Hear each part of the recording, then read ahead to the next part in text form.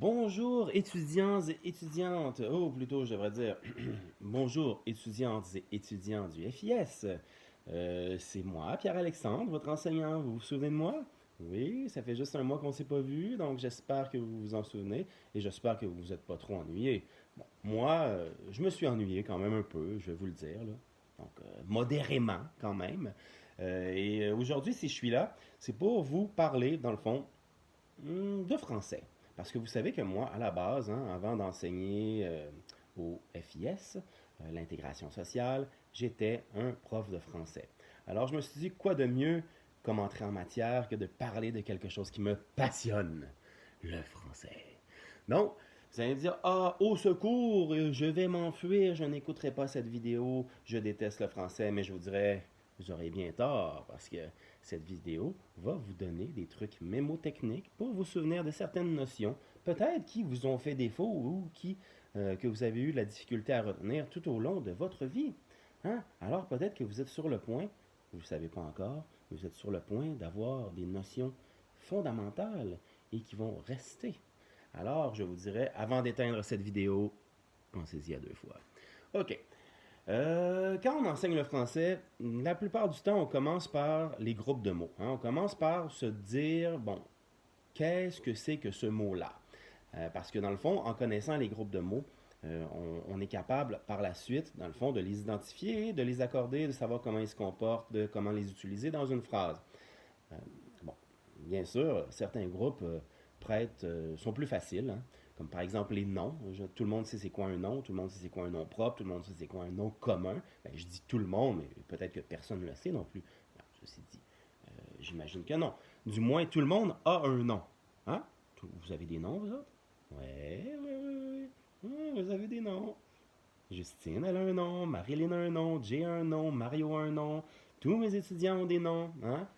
Hein, que ce soit Rebecca, que ce soit euh, Eric, que ce soit, dans le fond, que ce soit mes étudiants ou tous les étudiants du IS. Écoutez, si j'ai pas nommé votre nom, c'est pas grave, là. Euh, ne m'en tenez pas rigueur. Bon, moi j'ai un nom, Pierre-Alexandre. Alors, c'est facile à retenir. Hein? Une chaise, une pomme, une table. Donc, ce sont des noms. Donc, ils sont masculins, ils sont féminins. Bon, ça, c'est plus. Bon, maintenant, les pronoms. Si on passe à un autre type de mot, les pronoms, par exemple. Ce qu'il y a de fameux avec pronoms, c'est qu'il y a, dans ce mot-là, d'autres mots. Vous allez me dire, quoi, quel mot? Pro? Mais non! Non, non, non, non. Pro, non. Pro, non. Un nom. Donc, pro, non. Peut-être que ça voudrait dire remplacer un nom. Alors là, dans mon truc mémotechnique, je me dis, c'est facile. Tu prends le mot comme tel et tu te demandes qu'est-ce qu'il y a dans ce mot-là pour t'informer sur à quoi ça pourrait servir. Alors, à quoi ça peut servir un pronom? Tu vas dire, bah, je sais pas. Mais oui, vous le savez, un pronom, ça remplace un nom dans une phrase. Donc, si je dis Pierre-Alexandre croque une pomme, hein, vous allez me dire, qu'est-ce que je pourrais remplacer par Pierre-Alexandre? Ah, il croque une pomme. Ah, je croque une pomme. Nous croquons une pomme. Hein? Donc, des mots qui remplaceraient dans la phrase un nom. Si je disais, admettons, la table est verte. Donc, est-ce que je pourrais dire elle est verte? Ben, vous allez dire oui. Hein? Ou si je disais je mange sur la table. Donc, je sais pas, moi, je pourrais dire je mange sur celle-là en pointant la table. Sur celle-là, hein, sur celle-ci.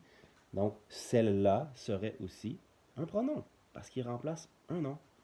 Vous voyez comme c'est facile. Vous voyez comme c'est merveilleux. Venez pas me dire que c'est pas merveilleux, là. Hein? Hein, on est dans le domaine là, on est dans le sérieux. Là. Comprenez-vous? Le confinement, là, c'est pas juste ça, là. Rester assis, écouter la télé.